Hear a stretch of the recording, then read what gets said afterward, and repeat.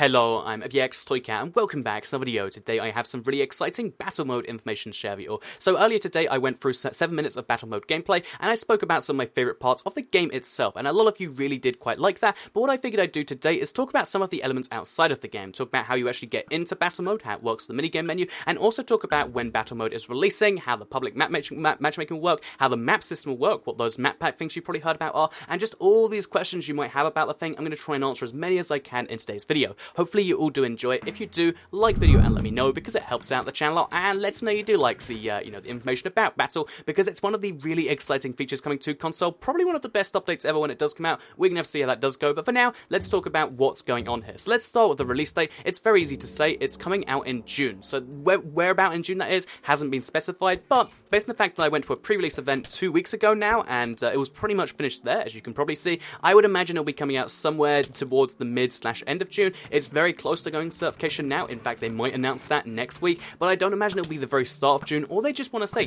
June the 2nd, June the 3rd. They wouldn't just say June as a whole, unless they kind of wanted to go near the end. I don't think anyway. So yeah, mid to late June is when you can expect to download this, but June is just the overarching release date we do know. Second of all, how exactly is this going to work? How are you going to get into this game mode? So basically, there is going to be a mini-games option on the menu. A lot of people are kind of in debate about that. Is it mini-games? Is it ad server? Obviously, it was mini-games, and when you press on mini-games, you'll see the list of mini-games available. This is going to be the first mini-game available, and probably the only one available for the first 3 to 6 months of its release. And yeah, here it says Minecraft Arena. That was a pre-development name. The final name is going to be Battle. So even though I've been calling it Battle Mode this whole time, it is technically just called Minecraft Battle. But you know what? I'm going to be calling it Battle Mode in my head anyway. So yeah, then you can select Battle Mode, or you can go to Join. You might notice how there's a Join tab. This will actually allow you to play with people online. I didn't see how this worked at the event because I was on a LAN, but yeah, there is going to be some way to play with people who aren't your friends, which is something so cool. This is something we don't have on Minecraft console at all right now. If you want to play with strangers, you have to find them on a forum somewhere and add them, and that's just a really bizarre way of doing things. Whereas now there'll be a way to play Minecraft Battle at the very least, just by going onto online and playing that way. So I'm really excited at the idea. I did ask a bunch of questions to developers at that point. I was like,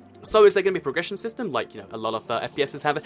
They're not going to be doing anything like that just yet. They're not going to be doing any form of stat tracking. However, an article from The Guardian does imply that they are going to be keeping track of how well you do, so they can match you against roughly similar players, to some extent, because otherwise you have people like me playing with people who play for the first time. That's not fun for either of us, and I kind of get the idea there. So yeah, there's going to be joining with public games or selecting your own game to play with private friends, which I think is pretty cool. When you do try to play with private friends, you're going to run into the map issue. So yeah, a lot of people asked about how the map system is going to work. Can you make your own maps? As I understand it, you cannot make your own maps for this. It's going to be using their pre-built maps. Fortunately though, they are going to be giving, I think it's 3 or 4, it hasn't been properly announced, a certain number of maps out for free that you can just download, because yeah, you get battle mode, it's entirely free, you get free maps of that, and the rest are going to be available as small map packs. So unfortunately this does mean there's going to be a new type of DLC, which is the map pack, but I think it's actually really good value because you don't need to buy it at all. There is never an obligation to buy it unless your friends are like, oh yeah, we're playing on this, do you want to play? And even then, I imagine only the host needs to own them. But yeah, basically the free maps available for free: Cavern, Cove, Crucible, and Temple, or 3 of those 4 that are available for free. I had a lot of fun playing all of those, and I think that yeah, they're probably the better maps off the 8, if I had to say, based on what I played,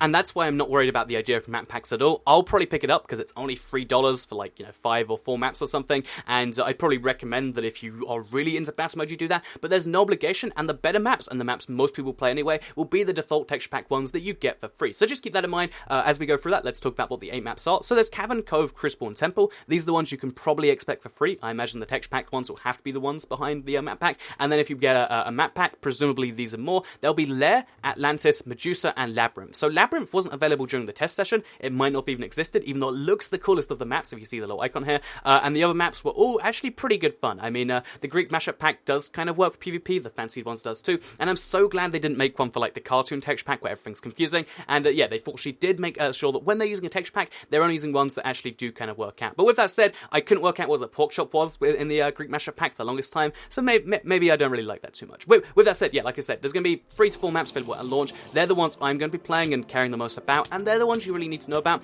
but there is going to be map packs, which if you hate the DLC, then there's a thing for you to hate too. But yeah, in all seriousness, that's kind of that right there. Let's move on to the final kind of point I wanted to raise here, which is to do with exactly how you kind of play this, because once you've decided the maps you want to have in the rotation, because you can actually tick it, it's like a tick box, and once you've decided with that, you then go into the game, but you actually get to wiggle over a bunch of settings. So these aren't the final settings, but there's so many changes you can make, and they all make a lot of sense, and they all allow for so much customization in the game. So for instance, you can allow all skins skins. You can make it so, you can play as the OP skins, or if you're playing like online and you want it to be more, competitive and actually fun, then you can just, turn that off and make sure people can't be R2-D2. You can actually make it so people spawn outside the center of the map, so you've all got to rush from the very, very edge, which is something they did a lot during the event, and I had a bit of fun with. They can make it so take everything isn't enabled. It's one of the new options for battle mode. You can turn that off if you don't think that's, too good and you don't like that stuff. And I just think the number of options you have, both in the game and outside the game, really are going to allow you to get a lot of customization here, and that's something I think is pretty good. So yeah, I wanted to round out today's video by talking about the final kind of important detail you might notice, which is the number of players required and how that whole system works. So,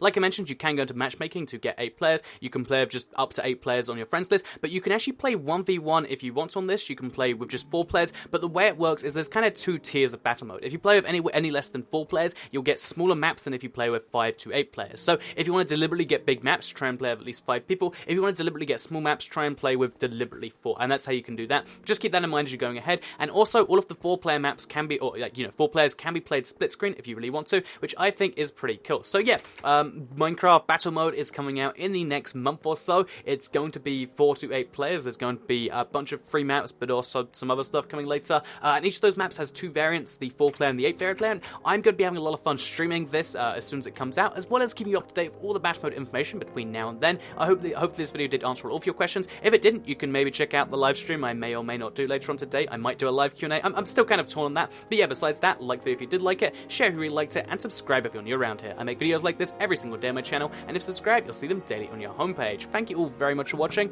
and goodbye.